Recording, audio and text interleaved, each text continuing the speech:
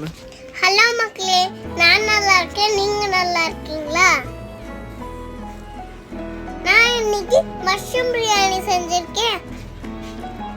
டேவியும் சாப்பிட போறோம். அதுக்கப்புறம் முட்டையும் சாப்பிட போறோம். வாங்க எப்படி செய்யுதுன்னு பார்க்கலாம். ஃபர்ஸ்ட் நெய் ஊற்றிக்கணும், அப்புறமா கிராம் போட்டுக்கணும், அப்புறமா வெங்காயம், அப்புறமா இஞ்சி பூண்டு, அப்புறமா கொத்தமல்லி தழை, அப்புறமா புதினா, அப்புறமா நல்லா வதக்கி விட்டுக்கணும். அப்புறமா தயிர்,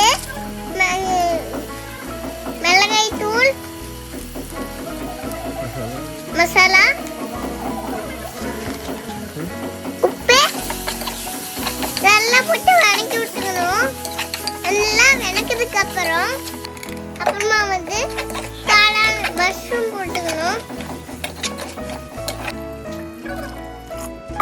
அதுக்கப்புறம் தண்ணி ஊற்றிக்கணும். தண்ணி ஊற்றதுக்கு அப்புறமா சாப்பாடு நல்லா வேக வச்சுக்கணும். அப்புறமா மூடிக்கணும்.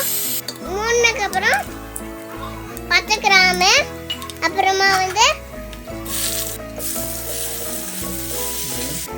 வெங்காயம், தக்காளி எல்லாம் போட்டு வதக்கிடணும்.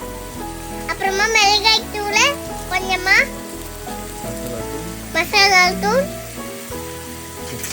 பெப்பர் எல்லாம் போட்டு வதக்கணும். அப்புறமா கொத்தமல்லி தழை எல்லாம் வதக்கி விட்டுக்கலாம். எல்லாம் வதக்கினதுக்கு அப்புறமா காளான் போட்டுக்கணும். எல்லாம் வதக்கிடணும். நல்லா வதக்கியாச்சு. இப்போ தண்ணி ஊற்ற போகிறோம். அப்புறம் தேங்காய் எல்லாம் போட்டு வதக்கியாச்சு. இப்போ நம்ம கிரேவி தான் செய்கிறோம். Biryani gravy ready.